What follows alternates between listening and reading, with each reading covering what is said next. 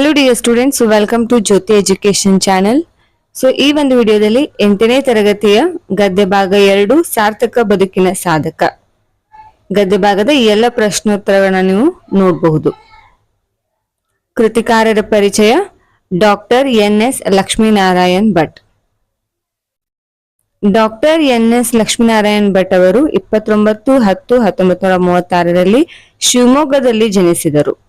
ಇವರು ದೀಪಿಕಾ, ಭಾವಸಂಗಮ, ಬಂದೇ ಭರತಾವಕಾಲ, ಭಾರೋ ವಸಂತ, ಅಭಿನಂದನ, ಭಾವೋತ್ಸವ, ಪ್ರೇಮಧಾರೆ, ನಂದನ, ಕಿನ್ನರಿ, ನವಿಲುಗರಿ, ಕಿಶೋರಿ, ಸಾಹಿತ್ಯ ರತ್ನ ಸಂಪುಟ ಮುಂತಾದ ಕೃತಿಗಳನ್ನು ರಚಿಸಿದ್ದಾರೆ.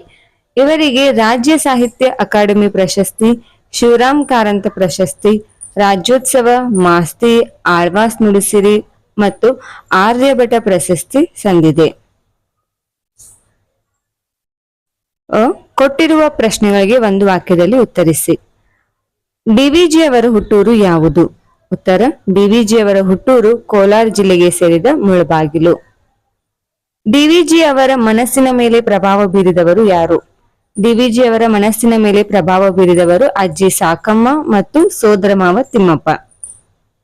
ಡಿವಿಜಿ ಅವರನ್ನು ವಿದ್ಯಾಭ್ಯಾಸಕ್ಕಾಗಿ ಬೆಂಗಳೂರಿಗೆ ಕಳುಹಿಸಿದವರು ಯಾರು? ಡಿವಿಜಿ ಅವರನ್ನು ವಿದ್ಯಾಭ್ಯಾಸಕ್ಕಾಗಿ ಬೆಂಗಳೂರಿಗೆ ಕಳುಹಿಸಿದವರು ರಸೂಲ್ ಖಾನ್. ವಿಶ್ವೇಶ್ವರಯ್ಯ ಅವರು ಮೈಸೂರು ಸರ್ಕಾರದಲ್ಲಿ ಅಲಂಕರಿಸಿದ್ದ ಹುದ್ದೆ ಯಾವುದು?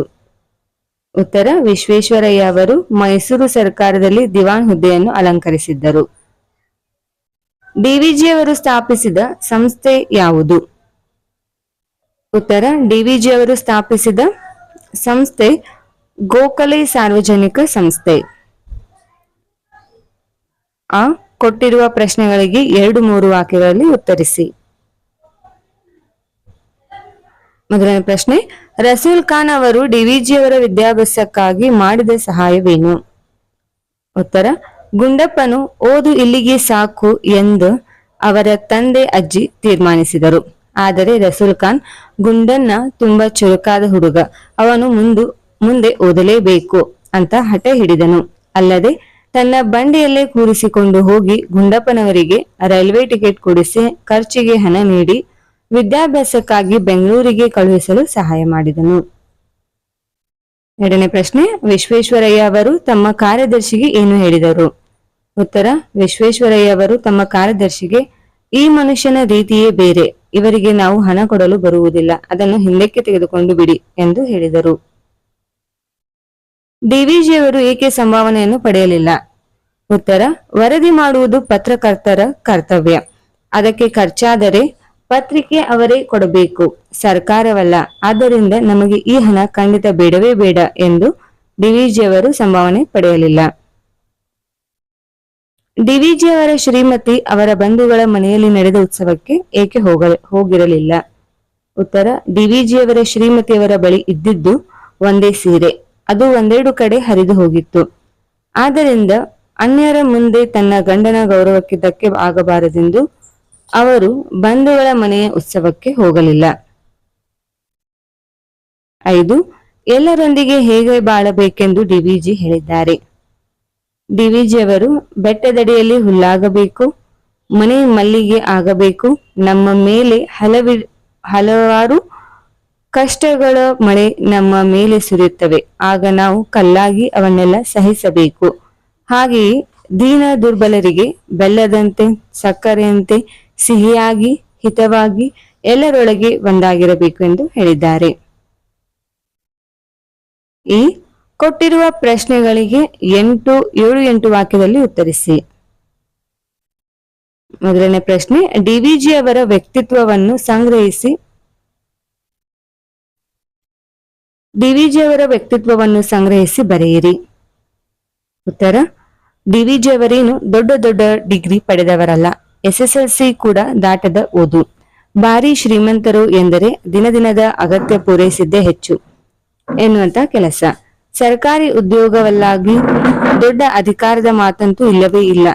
ಆದರೆ ಮೈಸೂರು ರಾಜ್ಯದ ಪರಮೋಚ್ಚ ಅಧಿಕಾರ ಹಿಡಿದಿದ್ದ ಮಿರ್ಜಾ ಸಾಹೇಬರು ಅವರ ಸ್ನೇಹ ತಪ್ಪೆಣಿಸಿ ಕಳವಳಗೊಂಡಿದ್ದರು. ಎಷ್ಟೇ ಬಡತನದಲ್ಲಿದ್ದರೂ ಅವರು ಎಂದಿಗೂ ಹಣಕ್ಕಾಗಿ ಆಸೆ ಪಡಲಿಲ್ಲ. ಇಂಥ ಸತ್ವಶಾಲಿ ವ್ಯಕ್ತಿತ್ವ ಡಿವಿಜಿಗೆ ಬಂದದ್ದು ಕೇವಲ ಅವರ ಶೀಲ, ವಿವೇಕ, ನಿಸ್ಪೃಹತೆ, ಸ್ವಯಂ ಅರ್ಜಿತ ಪಾಂಡಿತ್ಯ, ಸಾರ್ವಜನಿಕ ಹಿತಾಸಕ್ತಿಗಳ ಬಲದಿಂದ. ಮಿರ್ಜಾರ ಕಾಲಕ್ಕೆ ಡಿವಿಜಿ ದೊಡ್ಡ ಮೇಧಾವಿ ಎಂದು ವಿದ್ಯಾವಂತರ ವಲಯದಲ್ಲಿ ಹೆಸರಾಗಿದ್ದರು. ಡಿವಿಜಿಯವರದ್ದು ಹೋಲಿಕೆ ಇಲ್ಲದ ಅಪೂರ್ವ ವ್ಯಕ್ತಿತ್ವ.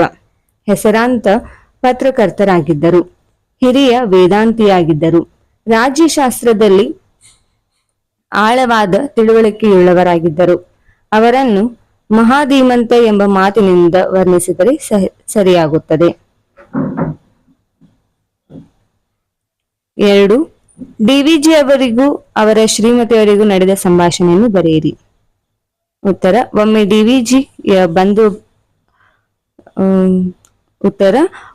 ಡಿವಿಜಿಯ ಬಂಧುಗಳೊಬ್ಬರ ಮನೆಯಲ್ಲಿ ಒಂದು ಉತ್ಸವ ನಡೆಯಿತು. ಆರತಿ ಅಕ್ಷತೆಯ ಹೊತ್ತಾದರೂ ಹೆಂಡತಿ ಮನೆಯಲ್ಲೇ ಇದ್ದಾರೆ. ಆಗ ಡಿವಿಜಿ ಅವರು ಕೇಳಿದರು, ಡಿವಿಜಿ, ನೀನು ಉತ್ಸವಕ್ಕೆ ಹೋಗೋದಿಲ್ಲವೇ? ಶ್ರೀಮತಿ: ಇಲ್ಲ. ಯಾಕೆ? ಮಕ್ಕಳನ್ನು ಕಳಿಸಿದ್ದೇನಲ್ಲ.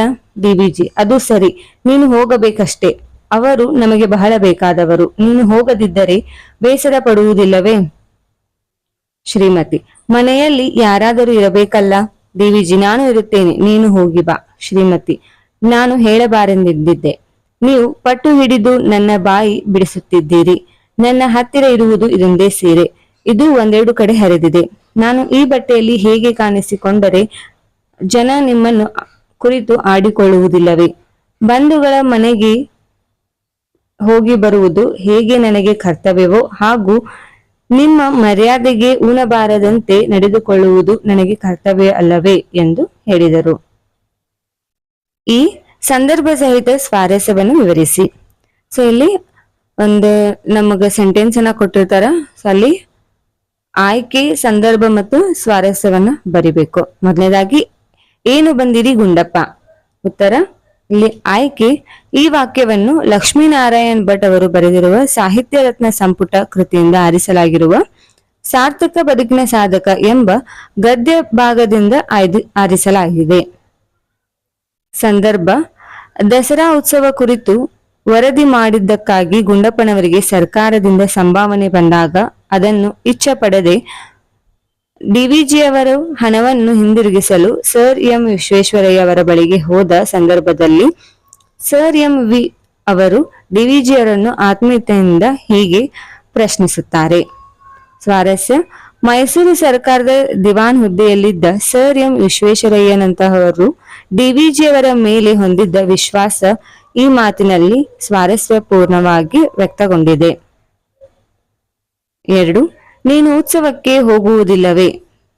ಉತ್ತರ: ಆಯ್ಕೆ, ಈ ವಾಕ್ಯವನ್ನು ಲಕ್ಷ್ಮೀನಾರಾಯಣ್ ಭಟ್ ಅವರು ಬರೆದಿರುವ ಸಾಹಿತ್ಯ ರತ್ನ ಸಂಪುಟ ಕೃತಿಯಿಂದ ಆರಿಸಲಾಗಿರುವ ಸಾರ್ಥಕ ಬದುಕಿನ ಸಾಧಕ ಎಂಬ ಗದ್ಯದಿಂದ ಆರಿಸಿಕೊಳ್ಳಲಾಗಿದೆ. ಸಂದರ್ಭ: ಒಮ್ಮೆ ಡಿವಿಜಿಯ ಬಂಧುಗಳೊಬ್ಬರ ಮನೆಯಲ್ಲಿ ಒಂದು ಉತ್ಸವ ನಡೆಯಿತು. ಆರತಿ ಅಕ್ಷತೆ ಹೊತ್ತಾದರೂ ಹೆಂಡತಿ ಮನೆಯಲ್ಲೇ ಇದ್ದಾರೆ. ಆ ಸಂದರ್ಭದಲ್ಲಿ ಡಿವಿಜಿಯವರು ಶ್ರೀಮತಿಯವರನ್ನು ಹೀಗೆ ಪ್ರಶ್ನಿಸುತ್ತಾರೆ. ಸ್ವಾರಸ್ಯ: ಡಿವಿಜಿಯವರು ನಿಜ ಸಂಗತಿ ತಿಳಿಯದೆ ತಮ್ಮ ಹೆಂಡತಿ ಬಂಧುಗಳ ಮನೆಗೆ ಹೋಗುವುದಿಲ್ಲವೇ ಎಂದು ಪ್ರಶ್ನಿಸುವುದು ಇಲ್ಲಿ ಸ್ವಾರಸ್ಯವಾಗಿದೆ. 3. ನನ್ನ ಹತ್ತಿರ ಇರುವುದು ಇದೊಂದೇ ಸೀರೆ.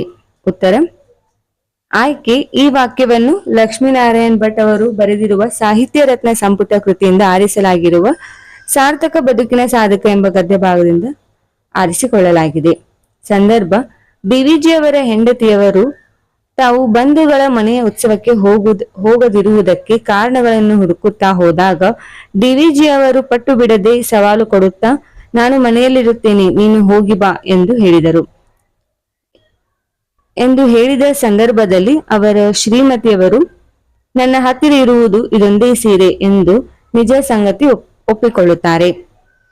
ಸ್ವಾರಸ್ಯ: ಹಣಕ್ಕೆ ಆಸೆ ಪಡದೆ ಬಡತನದಲ್ಲೇ ಸರಳ ಜೀವನ ನಡೆಸಿದ ಡಿವಿಜಿಯವರ ಗೌರವ ಕಾಯಬೇಕೆಂದು ಬಯಸಿದ ಅವರ ಶ್ರೀಮತಿಯವರ ಸದ್ಗುಣ ಈ ಸಂದರ್ಭದಲ್ಲಿ ಸ್ವಾರಸ್ಯವಾಗಿ ಮೂಡಿಬಂದಿದೆ.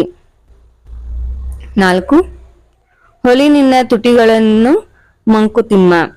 ಉತ್ತರ: ಆಯ್ಕೆ, ಈ ವಾಕ್ಯವನ್ನು ಲಕ್ಷ್ಮೀನಾರಾಯಣ ಭಟ್ ಅವರು ಬರೆದಿರುವ ಸಾಹಿತ್ಯ ರತ್ನ ಸಂಪುಟ ಕೃತಿಯಿಂದ ಆರಿಸಲಾಗಿರುವ ಸಾರ್ಥಕ ಬದುಕಿನ ಸಾಧಕ ಎಂಬ ಗದ್ಯ ಭಾಗದಿಂದ ಆರಿಸಿಕೊಳ್ಳಲಾಗಿದೆ.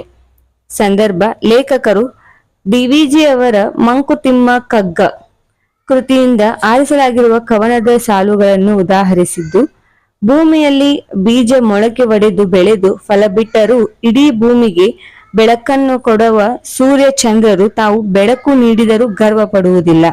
ಆದ್ದರಿಂದ ಗರ್ವ ಪಡುವ ಮಾನವನನ್ನು ಕವಿ ನಿನ್ನ ತುಟಿಗಳನ್ನು ಹೊಲಿದುಕೋ ಎಂದು ಈ ಸಂದರ್ಭದಲ್ಲಿ ಹೇಳಿದ್ದಾರೆ. ಸ್ವಾರಸ್ಯ: ಸ್ವಲ್ಪ ಮಾಡಿದರೂ ಏನೋ ದೊಡ್ಡದನ್ನು ಮಾಡಿದನೆಂದು ಗರ್ವ ಪಡುವ ಮಾನವನನ್ನು ನಿನ್ನ ಬಾಯಿ ಮುಚ್ಚು ಎಂದು ಇಲ್ಲಿ ಪರೋಕ್ಷವಾಗಿ ಸ್ವಾರಸ್ಯವಾಗಿ ಹೇಳಲಾಗಿದೆ.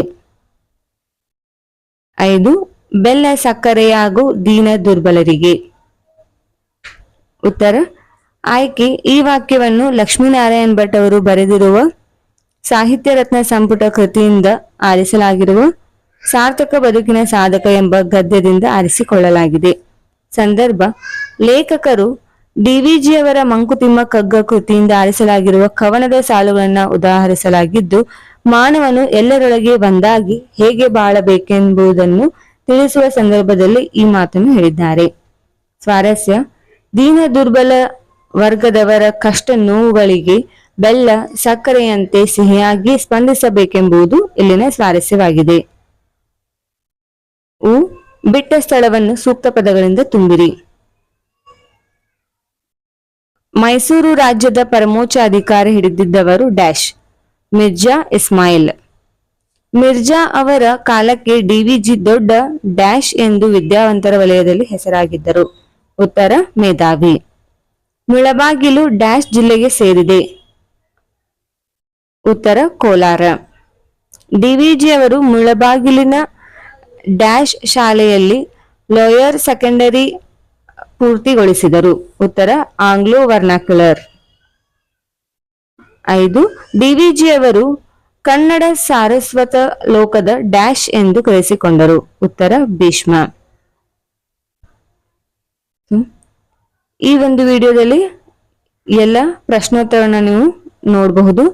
ಸೊ ವಿಡಿಯೋ ಹೇಗೆ ಅನಿಸ್ತು ಅಂತ ಕಮೆಂಟ್ ಮಾಡಿ ಮತ್ತೆ ನಿಮ್ಮೆಲ್ಲ ಫ್ರೆಂಡ್ಸ್ಗಳಿಗೆ ಶೇರ್ ಮಾಡಿ. Thanks for watching.